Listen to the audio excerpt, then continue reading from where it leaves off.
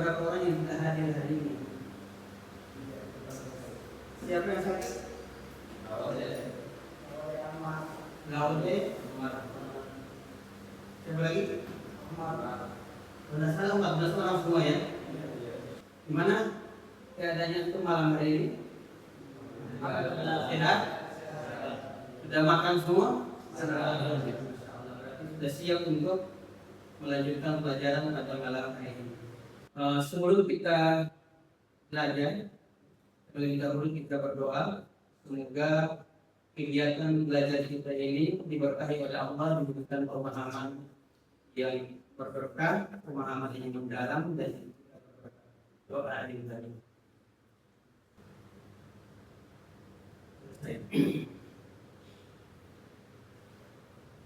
Adik-adik sekalian, pada pelajaran yang lalu, pertemuan yang pertama ya, setelah kita melaksanakan kontrak mulia, kita telah melakukan atau mengambil beberapa masalah dari sholat asar.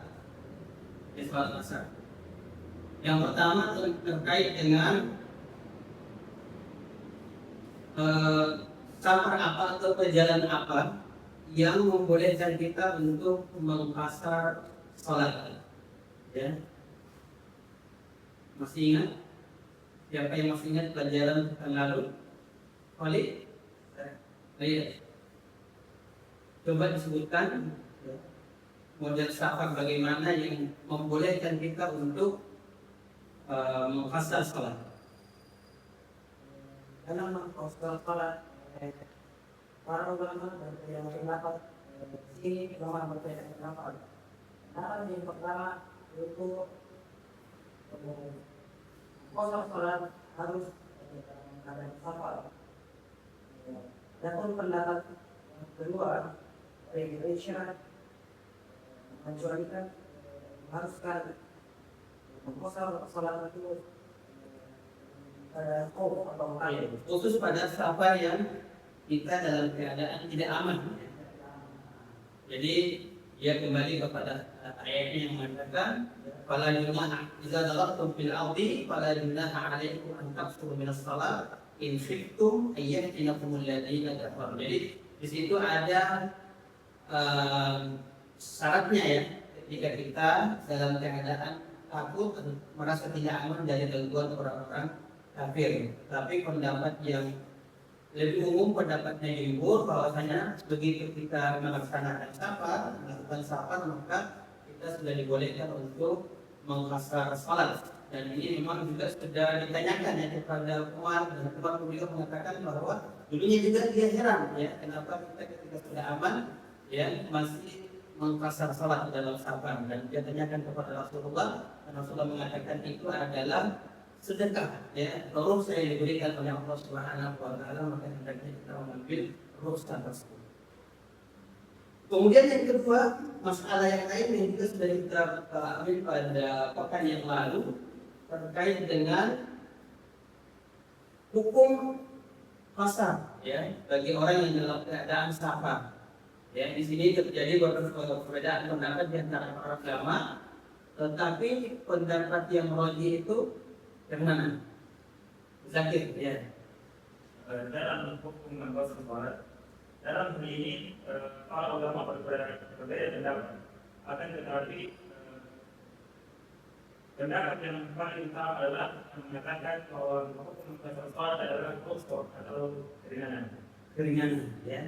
Karena memang ada pendapat seperti pendapat mazhab Hanafi yang mengatakan bahwasanya mengqasar salat itu adalah fardu. Ya, jadi setiap kita melakukan safar, ya, ketika kita musafir maka wajib bagi kita untuk mengqasar salat. Baik, kalau begitu, ya kita lanjutkan masih terkait dengan qasar salat, ya. Dan pada pertemuan tadi ini kita akan membahas tentang jarak, ya, perjalanan yang membolehkan kita untuk qasar salat. Saya sambungkan dulu ya.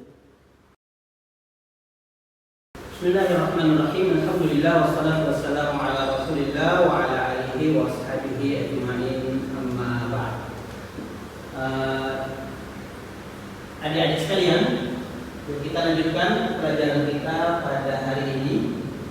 Kita masih berada pada sub CPMK 1, yaitu mahasiswa mampu menjelaskan perbedaan pendapat ulama beserta dalilnya tentang materi salat jamak dan asar. Dari pembelajaran ini, ya, anak-anak sekalian, sebagaimana yang tertera di RPS yang telah kami bagikan pada saat kontrak kuliah di awal perkuliahan kemarin, ya, pada sub CPMK ini, ya, itu mahasiswa mampu menjelaskan perbedaan pendapat ulama beserta dalilnya tentang materi salat jamak dan qasar. Dan ini insya Allah kita akan selesaikan dalam 3 pekan, ya, 3 pekan, dan dalam 3 pekan itu ada 6 kali pertemuan karena setiap pertemuan ada 2 kisah atau 2 jam, ya, pembelajaran dengan tujuan yang kita ingin capai dari pembelajaran ini adalah mahasiswa mampu, ya, menjelaskan pendapat para ulama terkait dengan salat jamak dan salat asar, ya. Jadi antum bisa menjelaskan atau menyebutkan satu persatu apa pendapat mazhab Syafi'i, mazhab Hanafi, mazhab Maliki, mazhab Hambali, dan ulama-ulama yang lain terkait dengan masalah ini. Sekaligus juga, ya, antum dapat menjelaskan dalilnya atau mungkin menyebutkan dalilnya, menunjukkan dalilnya. Kenapa mazhab Syafi'i mengatakan seperti ini? Kenapa jumhur ulama mengatakan seperti ini? Kenapa mazhab Hanafiyah atau mungkin nanti mazhab Zahiriyah mengatakan seperti ini? Nanti akan, ya, ada dalilnya. Kemudian juga apa yang menjadi penyebab, ya, sehingga para ulama itu berbeda pendapat. Ya. Dan dalam pembelajaran ini insya Allah, ya, nanti di ujung kita akan ada evaluasi. Makanya mohon diperhatikan dengan baik, ya. Dan nanti ada kuis, dan kuis ini untuk mengukur bagaimana pemahaman antum terkait dengan materi yang disampaikan pada malam hari ini. Dan sebelumnya tentunya antum sudah menyimak video, ya, karena saya minta sebelum masuk, ya, menyimak video, ya, terkait dengan materi ini yang juga telah dicantumkan di RPS.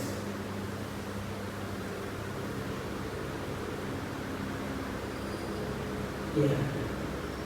Sebelum kita menyebutkan tentang perbedaan pendapat para ulama, ya, dalam masalah ini, terlebih dahulu kita harus mengetahui di mana sebenarnya titik perbedaannya.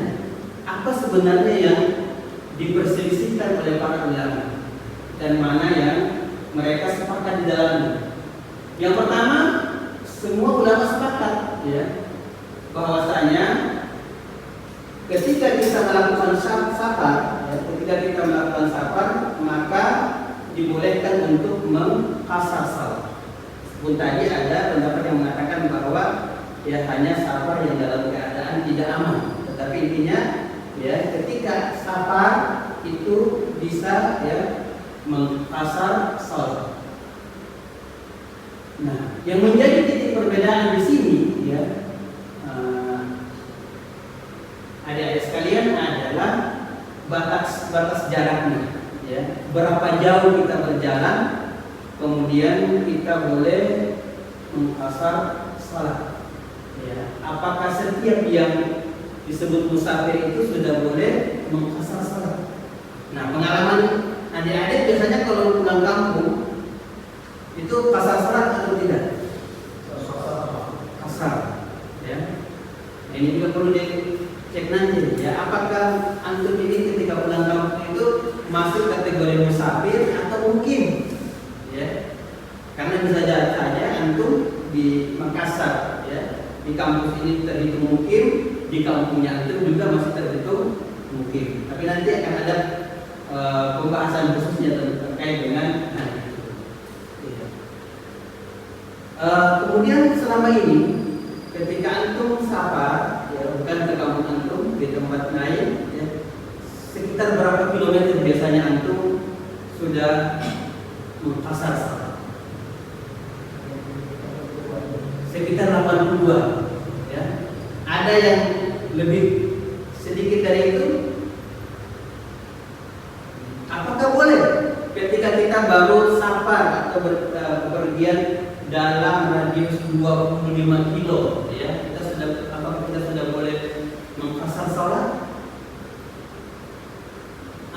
Jawabannya insya Allah ada pada pelajaran kita pada malam hari ini. Kenapa para ulama berbeda pendapat dalam masalah ini? Ya. Penyebabnya adalah karena tidak ada dalil yang jelas, ya, yang menjelaskan tentang berapa jauh jaraknya sehingga kita boleh mengkasar salat. Ada beberapa dalil yang menjelaskan tentang hal itu, tetapi berbeda-beda, ya, berbeda-beda. Sehingga ada ulama yang mengatakan bahwasanya kita kembali kepada dalilnya yang mutlak yang mengatakan, ya, begitu safar, ya, kita boleh mengkasar salat, ya, idza daratum fil ardi fala junaha 'alaikum an taqsuru minas salat. Maka inilah yang menyebabkan sehingga ada yang mengatakan bahwasanya ya yang penting safar sudah boleh mengkasar salat, dan ini yang disebut dikatakan bahwasanya dia kembali kepada teks ya dari Al-Qur'an yang ada. Tapi ada juga ulama-ulama yang mentaklil itu mengatakan bahwasanya ada ilahnya, ada penyebabnya, bukan hanya sekedar safar saja, tapi ada penyebabnya, ya, ada penyebabnya. Nah, penyebabnya itu apa kira-kira? Ya, ini. Nah, ternyata dalam hal ini ada 3 pendapat para ulama. Jadi para ulama itu berbeda pendapat kepada 3 ya, dalam 3 pendapat terkait dengan masalah ini. Pendapat yang paling ringan ya adalah pendapat Ahlul Zahiri, mazhab Zahiri, yang mengatakan bahwasanya tidak ada batasan, ya, batasan jauh, ya. Dan dia mengatakan dikembalikan kepada urf kebiasaan. Selama orang-orang yang berada di wilayah itu menganggap bahwa ini sudah safar, ya, maka sudah boleh mengkasar salat. Ya. Mestinya kan kasar ini kan artinya diringkas, ya. Lawannya apa? Siapa yang ingat? Itmam. Lawannya adalah disempurnakan. Jadi dari yang 4 rakaat dipasang menjadi 2 rakaat, diringkas menjadi 2 rakaat. Kemudian ada pendapat yang pertengahan barangkali ya, pendapat jumhur ulama yang mengatakan bahwa ya, safar yang membolehkan kita untuk qasar salat ya, adalah perjalanan sekitar 85 ya, kilometer. Ya. Ada yang mengatakan 88 kilometer. Kalau di dalam kitabnya klasiknya itu mengatakan bahwasanya 40 ya, atau sama dengan 6 parsah ya. Dan ini ya hitungannya adalah perjalanan wajar ya selama ya 2 hari 1 malam. Jadi kalau di dalam kitab-kitab yang klasik mengatakan perjalanan 1 hari 1 malam atau 2 hari 1 malam, itu perjalanan dengan menggunakan kendaraan yang ada pada zaman Nabi seperti unta ya, atau kuda yang di pacu misalnya, atau jalan kaki ya, itu yang menjadi ukuran ya, yang disebutkan dalam kitab klasik. Jadi jangan dibayangkan bahwa perjalanan 2 hari 2 malam naik motor ya, bukan juga perjalanan 2 hari 2 malam naik mobil, apalagi kalau naik pesawat ya, itu jauh sekali. Kemudian ada yang lebih ketat lagi ya, yaitu pendapat ya Imam Abu Hanifah dan ulama Kufah ya, yang mengatakan bahwasanya perjalanan 3 hari 3 malam berturut-turut ya, 3 hari 3 malam berturut-turut.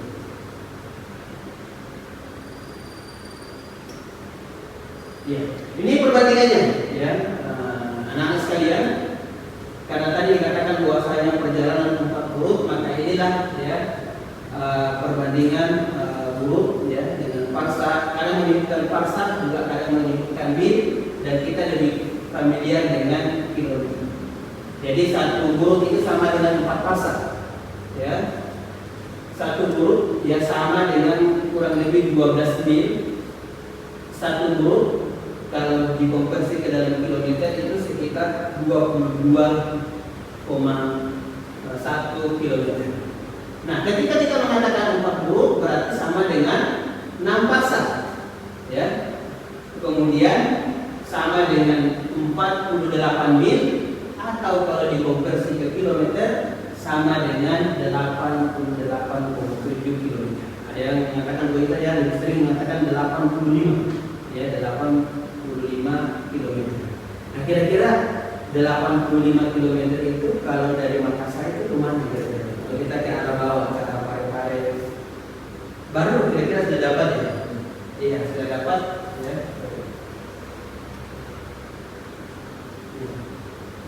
Kita mulai dari pendapat mayoritas ya ulama atau jumhur ulama yang mengatakan bahwasanya 4 huruf ya atau 16 parsa ya atau perjalanan normal 2 hari 1 malam.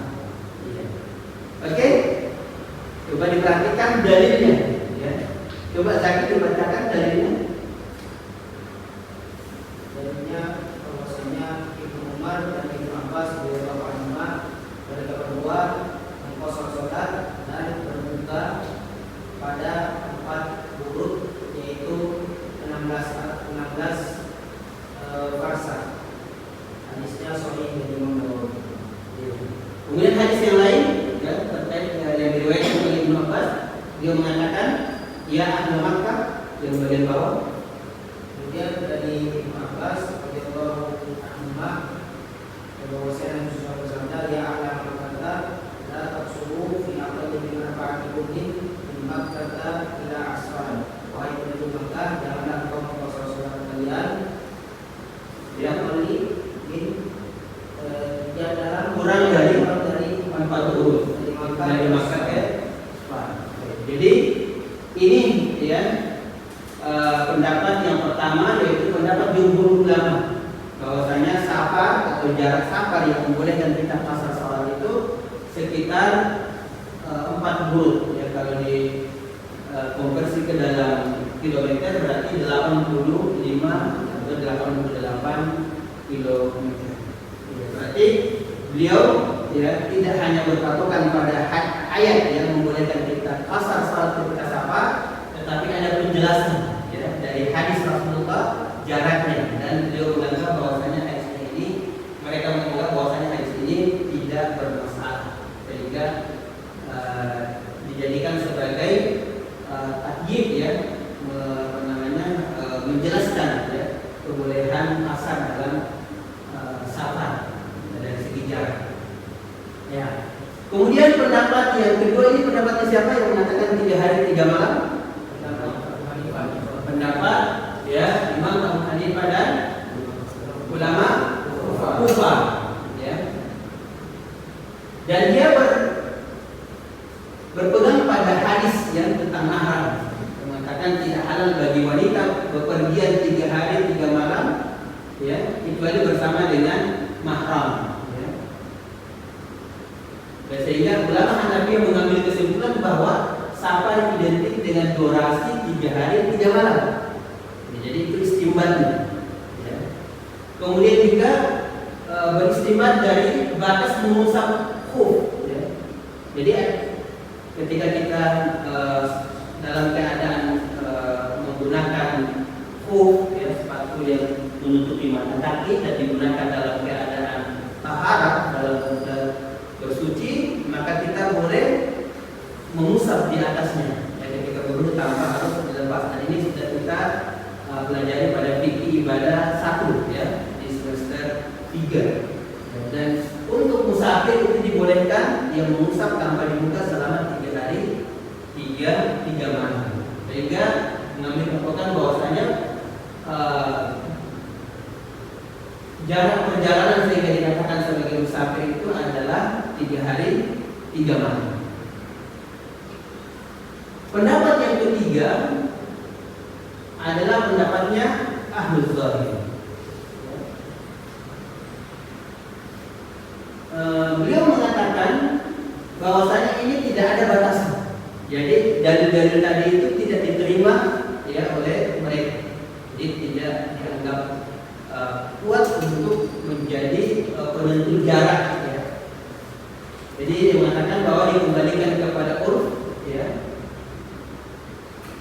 Dan setiap ya satu penduduk atau satu masyarakat menganggap ini sebagai safar, maka ya mereka sudah boleh mengkasar salat ketika melakukan perjalanan jauh atau melakukan perjalanan yang mereka anggap sebagai safar tersebut.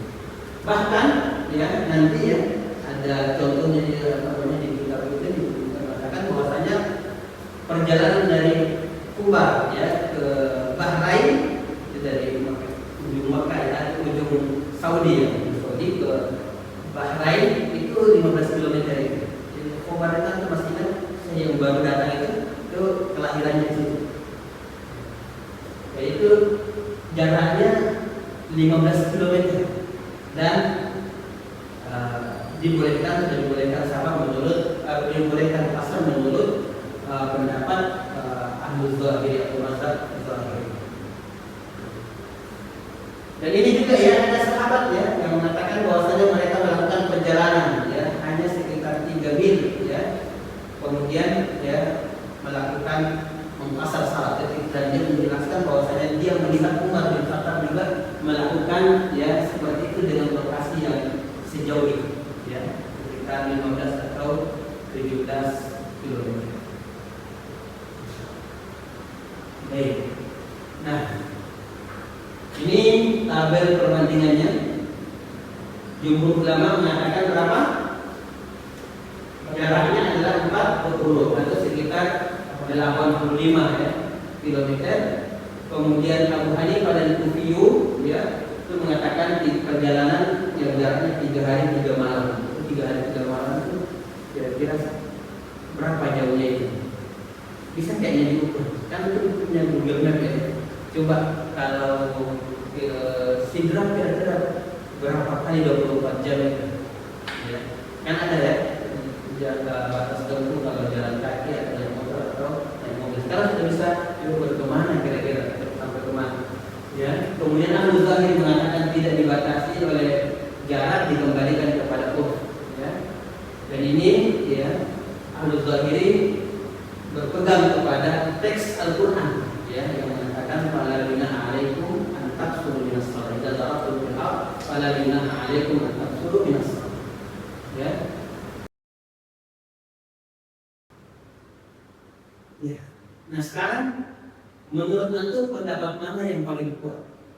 Menurut antum, karena kan mentarjih masalah fikih ini dikembalikan kepada bagaimana sudut pandang ya seseorang melihat dari yang ada. Kalau Hasan kira-kira itu condong kepada pendapat yang mana? Berapa jaraknya sehingga boleh mengkasar salat?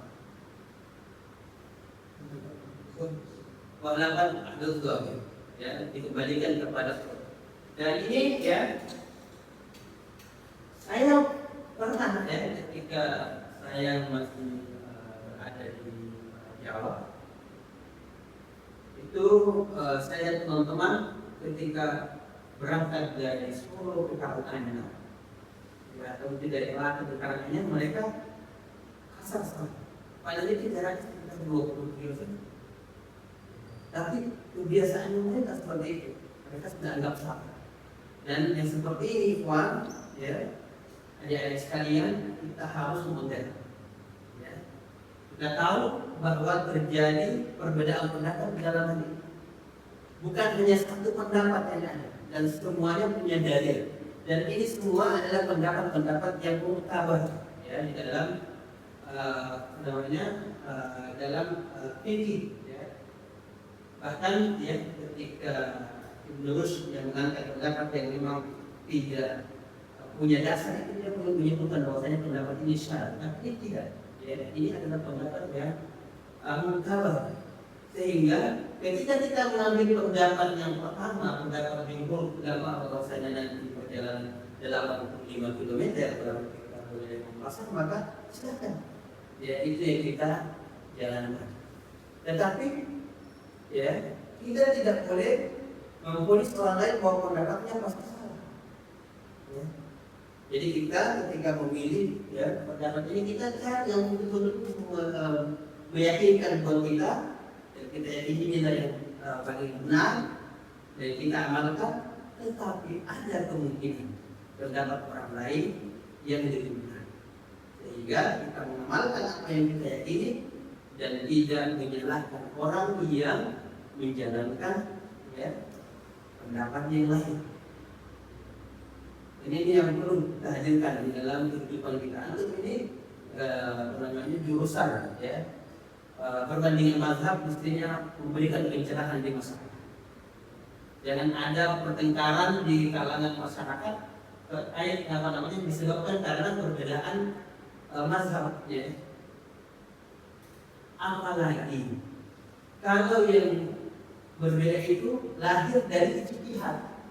Ya, lahir dari ijtihad. Jadi hal-hal yang belum ada pada zaman dahulu kemudian ada pada saat sekarang ini. Kemudian para ulama berijtihad bagaimana hukumnya masalah ini. Maka ya setiap ulama yang memang sudah punya kapasitas lebih boleh berijtihad. Lalu kita boleh mengamalkan ijtihad yang lahir dari mujtahid tersebut. Dan boleh jadi ya tidak menutup kemungkinan ulama yang lain punya ijtihad yang lain yang berbeda. Maka orang yang mengikuti ijtihad ya dan fatwa dari ulama yang telah berijtihad tidak boleh saling menyalahkan antara satu dengan yang lain. Ya. Kalau seperti ini, insya Allah kita akan tentram ya hidup berbangsa, tidak saling menyikut, tidak saling menjelek-jelekkan dan tidak saling menyalahkan, tidak saling membina. Nah, apa kesimpulan yang bisa kita ambil dari materi kita pada malam ini? Hasan, apa yang aku ambil sebagai kesimpulan atau apa yang aku bisa tarik sebagai kesimpulan dari materi? Pertama, ini dari kesimpulan bahwasanya dalam memihak sebuah dalil ulama berbeda pendapat dengan cara mereka mengambil hukumnya. Misal satu dalil itu biasa terjadi satu dalil, tapi ulama itu beda-beda hukumnya. Ada yang mengatakan ini wajib, ini sunnah. Itu Iya, jadi para ulama sering kali satu dalil tapi beda kesimpulan. Apalagi kalau memang ya beda dalil ya, beda dalil. Ada yang lain yang bisa menarik kesimpulan yang lain? Akhir?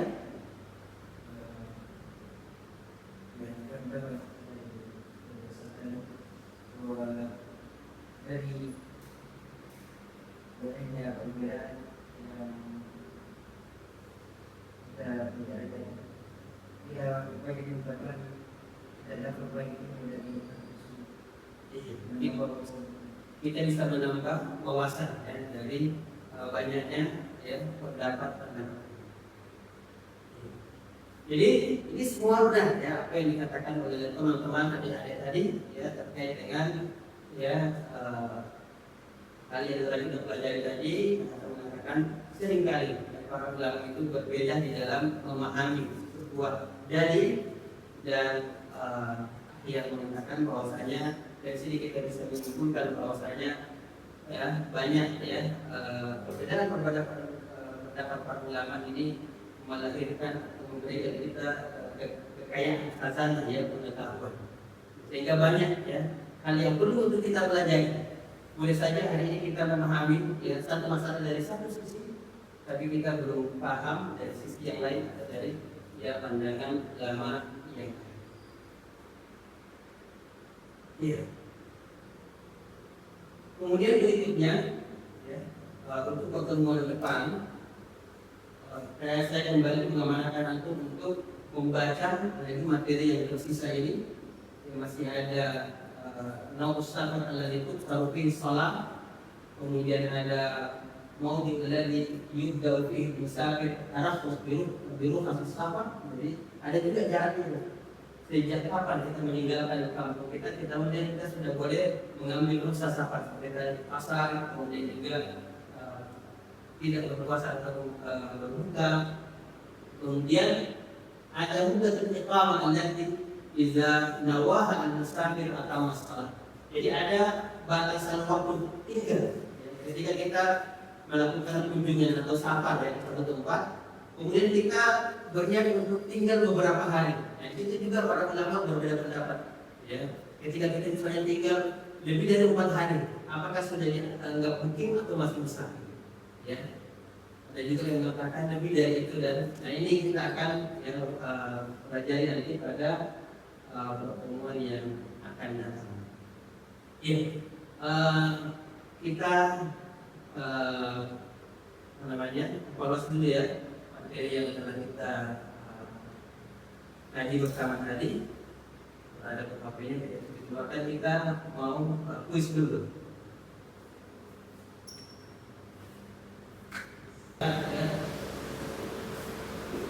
Siapa lagi?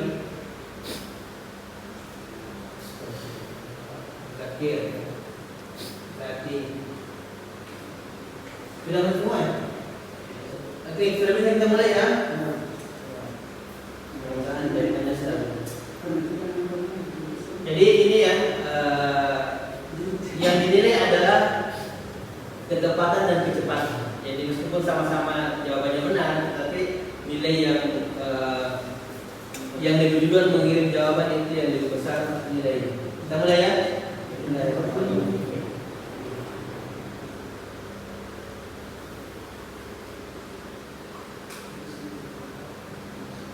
Ya, siap.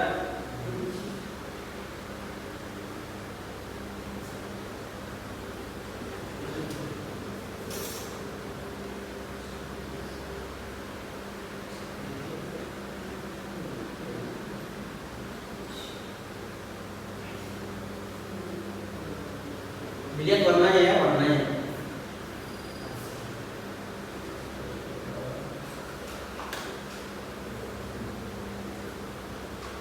Oke. Sudah masuk semua ya. Ayo kita lanjut ya. Berikutnya. Nah ini untuk masuknya untuk sementara yang paling cepat Acang ya. Oke, berikutnya. Menurut pendapat jumhur ulama, berapakah jarak minimal perjalanan agar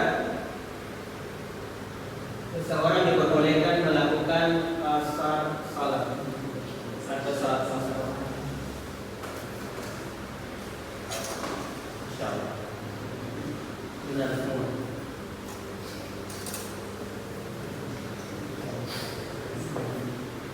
Iya, masih Aceh ya. Lanjut, siap? Pertanyaan berikutnya.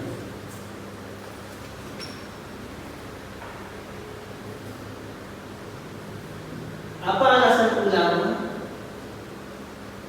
Apa alasan utama atau ilah diperbolehkannya qasar salat dalam perjalanan menurut analisis makna safar dalam teks?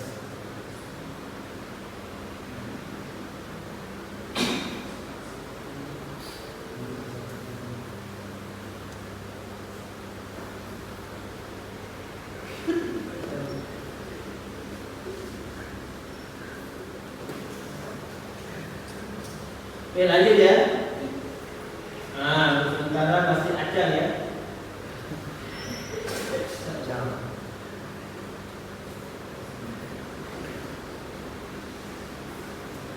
Ya, pertanyaan keempat. Kelompok manakah yang berpendapat bahwa salat boleh dipasar untuk setiap perjalanan yang disebut safar tanpa batasan? Masya Allah, ya sudah masuk semua, benar semua. Masya Allah, akhirnya ya.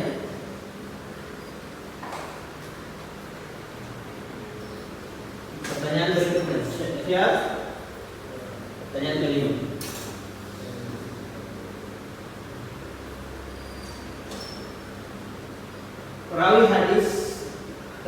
Perawi dari hadis tentang larangan bagi penduduk Makkah untuk mempasang salat pada jarak kurang dari 4 buruk.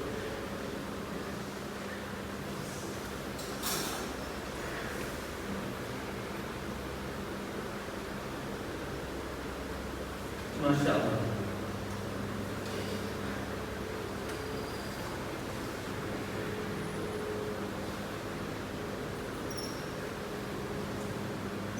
Ya, masih akhir. Berikutnya,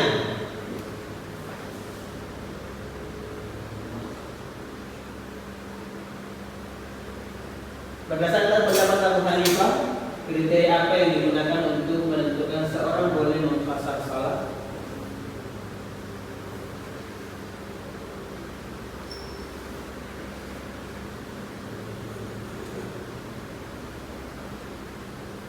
Insyaallah benar semua ya. Lanjut.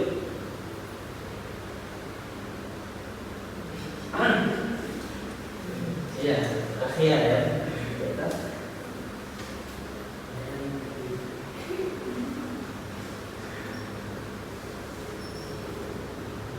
Pertanyaan ke-7.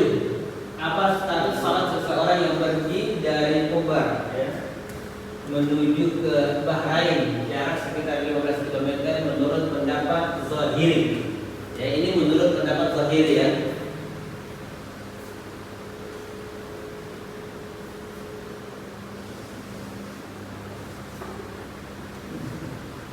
Insyaallah benar semua.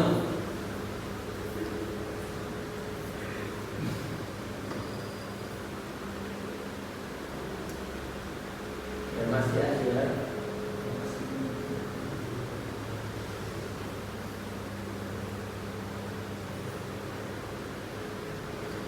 Pertanyaan ke-8, ada 10. Manakah di antara pernyataan berikut yang merupakan pendapat yang paling rajih? Ya tentu menurut ya penyusun dari Jadawi ini. Menurut pendapat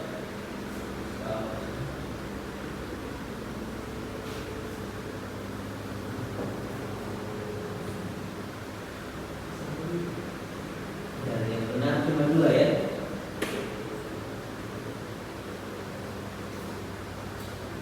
Oke, ya berikutnya.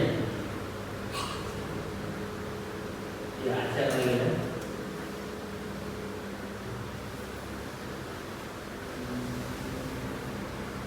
Ini poinnya ganda ya, poinnya ganda.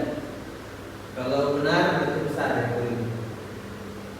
Surah bin As-Samjin safar ke sebuah desa atau daerah sejauh 17 mil dan melakukan salat 2 rakaat atau pasang. Siapa yang mereka ikuti dari kalangan sahabat? Ya. Ya. 1 salah ya. 5 benar.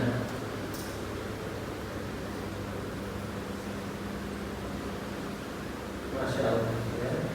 Cek masih ada.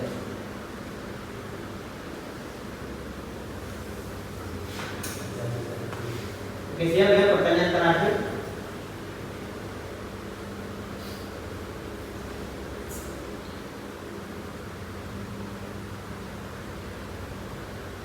Apa konsekuensi dari perbedaan pendapat bagi orang yang berpergian dari Khobar ke Bahrain menurut pandangan jumhur ulama? Kalau menurut jumhur ulama, ya, ketika perjalanan dari Khobar ke Bahrain yang hanya sekitar 15 km, ya, lalu dia mengqasar. Oke ya, ada 4 orang yang benar, ya, 2 orang salah, ya, insyaallah. Alhamdulillah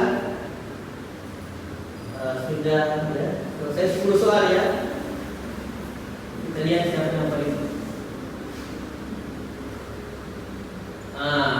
Juara 3-nya adalah Abdul Hasan ya. Ini ya. Siapa punya akun ini?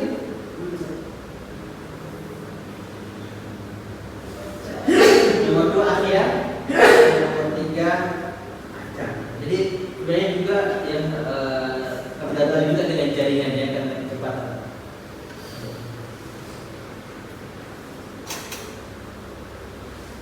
Ya, jadi anak-anak sekalian, alhamdulillah ya kita sudah menyelesaikan pembelajaran kita pada malam hari ini.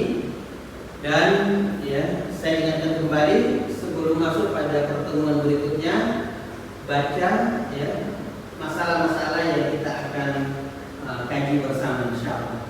Ya, jangan lupa ya menonton videonya di review dan sedapat mungkin ya cara baca kitabnya juga sudah benar ya karena di video itu dijelaskan atau dibacakan kitabnya sehingga antum nanti ketika mengajarkan materi ini tidak keliru di dalam membaca teksnya.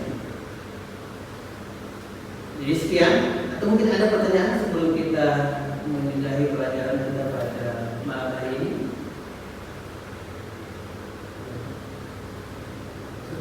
Ya.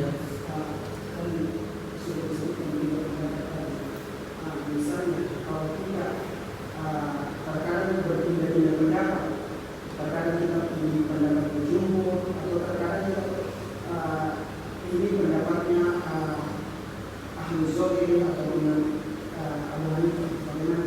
Iya.